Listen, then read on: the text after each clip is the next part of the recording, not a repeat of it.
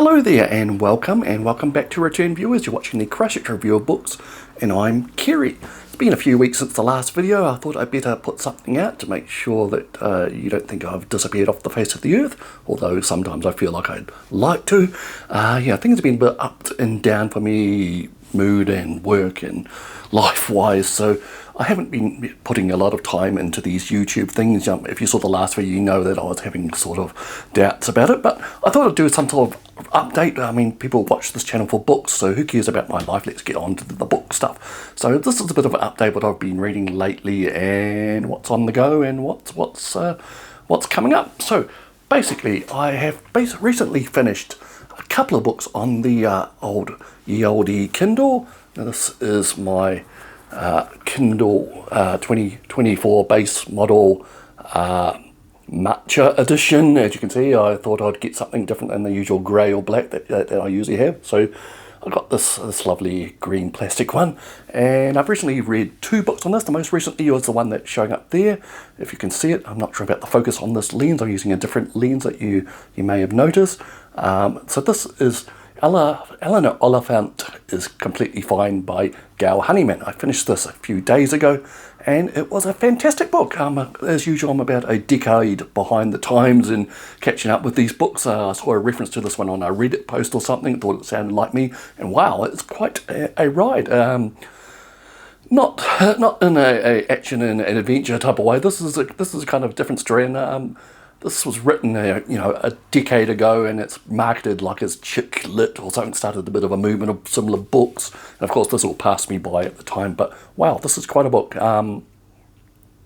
Basically, it tells the story of Eleanor Oliphant, trouble with saying that, who, as the book opens, is about to turn 30. She works in an office job, and a strong neurodivergent difference type vibe. I thought she was basically a classic introvert like myself. A lot of it resonated with me, her attitudes to her co-workers, her strong judgmental views of her co-workers and other people in society, or who desire to hide away from the world, or treat the world like she is like a Mr. Data or Spot from Star Trek, and always experiencing new things and trying to cope with social situations or whatever. Like I said, a lot of this resonated with me. I have these experiences myself. Maybe not as much now as they used to be, but it's still something I experience in my everyday life. I am a horrible introvert, as I have started describing myself as. And I thought this was the words of an introvert, which sounds very profound to me. But Eleanor has got something else going on. It's more of a nurture rather than nature thing with her, as it becomes clear later in the book. She basically lives a fantasy life, a delusional life where she thinks she's going to start a relationship with a singer that she sees at a gig, a work outing that she really goes to, but she set eyes on a musical artist, and immediately she thought they're going to have a life together. So part of the book is her delusional thinking about this and how it kind of collapses into a real relationship. She's like preparing herself for Mr. Perfect, and Mr. Just Fine comes along, and at the same time we learn more about her past. Her past becomes clearer as the book goes on, as she kind of opens up to the world and other people. Her past events come apart, and they're quite frightening. She has a weekly call with her mother, who sounds like a very nasty piece of work. Eleanor was brought up to be all prim and proper by her mother, apparently, there's a bit of a sting in the tail at the end of the book in regards to her mother and the events that took place which made Eleanor as she has been. And she's lived in foster care and then was set up her own flat, and she's been like that way, living a day-to-day 9-to-5 life, just coping. I mean, see, she self-medicates with copious amounts of vodka and so on. So we basically get to see Eleanor's life unfold at the tender age of 30. And it was an excellent book. I don't know if it's just because my life was screwed up and events were messing with my head, but there was a certain amount of lacrosse, if that's the word, I cried basically towards the end. There was a lot of emotions, and so that is a book to look out for if any of those issues resonate with you. bit of a warning, there is some nasty stuff involved in her past, so, but you go along the ride with Eleanor, and I really enjoyed it, and I was hoping that the same author would have written something else along the same lines, or maybe carried on Eleanor's story. I know that sounds a bit cheap, but apparently Gail Honeyman, after winning lots of awards for this book, has not written anything else, so there we go. So that is Gail Honeyman's Eleanor Oliphant is completely fine. A great read. Now, another book that I read on here recently was on a completely different tangent. 36 Streets by Australian author, science fiction author T.R. Napper. I'm just trying to get to the cover for you. Man plays with Kindle live on camera. There we go. So I actually had a Kindle from years ago, a Kindle Voyage, I believe it was, and started reading that at work, and I found that the touchscreen failed, and I had to basically reboot the whole Kindle to get to the home screen, then to get into various books. So that wasn't satisfactory. So when the money came available, I bought this 2024 model Kindle. I know people have strong feelings about Kindle and Amazon.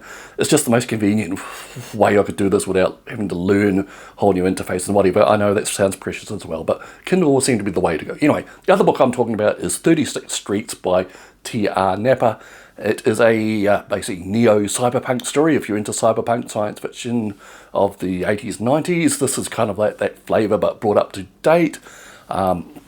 I won't go into the plot too deeply. It basically follows Lynn, who is a young, well, I don't think we ever actually get her age, or maybe we do, I can't remember. Anyway, it's not important. She is basically in a gang in a future Vietnam, a Vietnam which has been taken over by the People's Republic of China, and is as an autonomous southern state of China, and there is a resistance going on against the Chinese in Vietnam, but the Chinese will not enter a certain area of the city, and that is the 36 Streets, which of the title. It's kind of like the sleazy slum crime-ridden raid.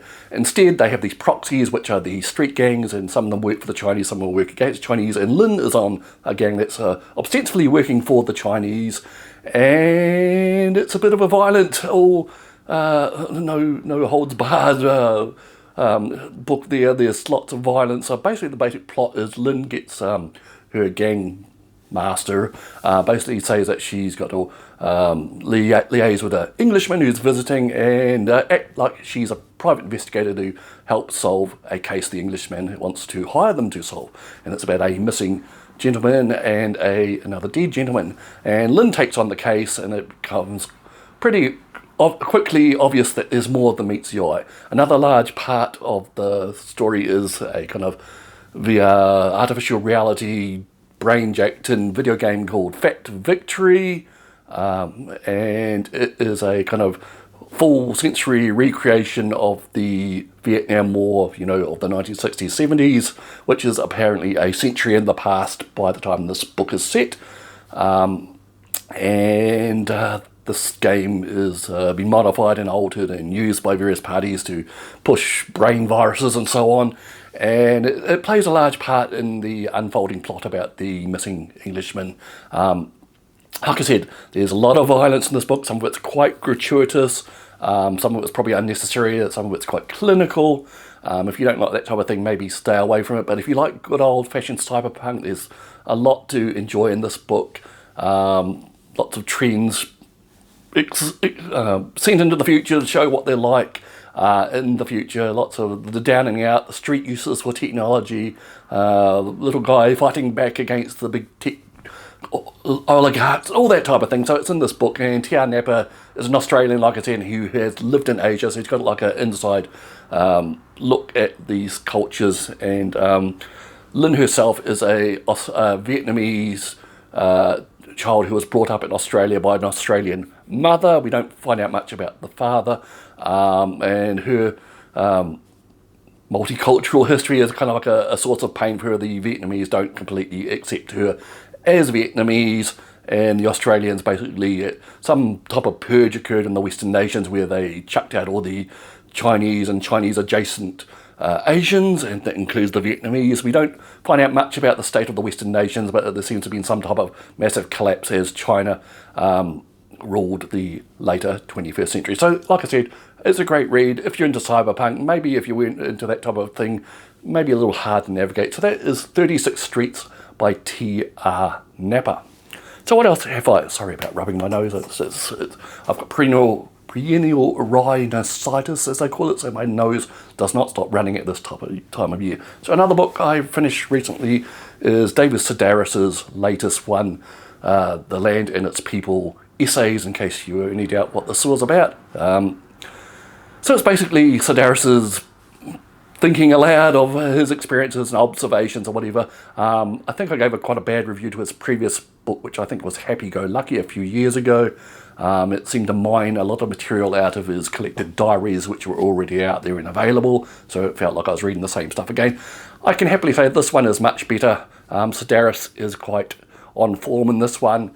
It is a bit nasty, I'd like to say. I think Sedaris is becoming a bit nastier in his old age. He's always kind of like a sharp observer, but yeah, he doesn't hold back in his opinions of people who transgress against societal rules, basically. I'd like to say I could point out a certain story which I enjoyed out of this, but a lot of them kind of merged together. Some of them are very short. They're just, I was travelling on a plane, I was travelling on a bus, I was travelling to a certain state, I met some person on the street, all that type of thing. Sedaris, if you know him at all, you'll know what to expect. This is pretty good stuff, on form, like I said again, after the kind of disappointment of the last book.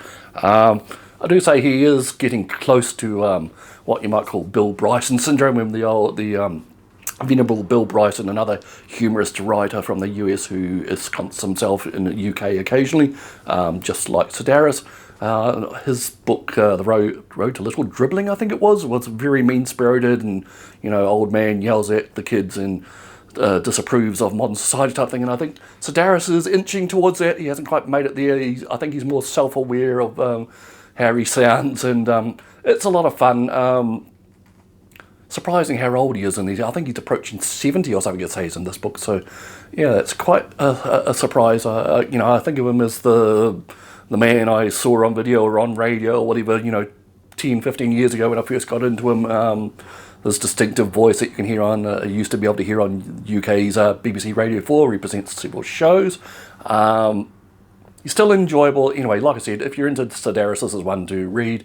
Nothing shockingly new, but you catch up with his family and friends and his boyfriend, or actually his husband. He reveals in this they actually got married at some point, but he doesn't like to think about it. So that is The Land and Its People by David Sedaris.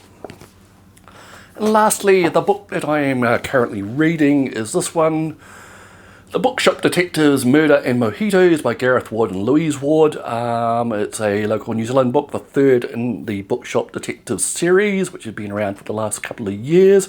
Apparently the final book in the series, I've heard here and there. I'm not sure about that.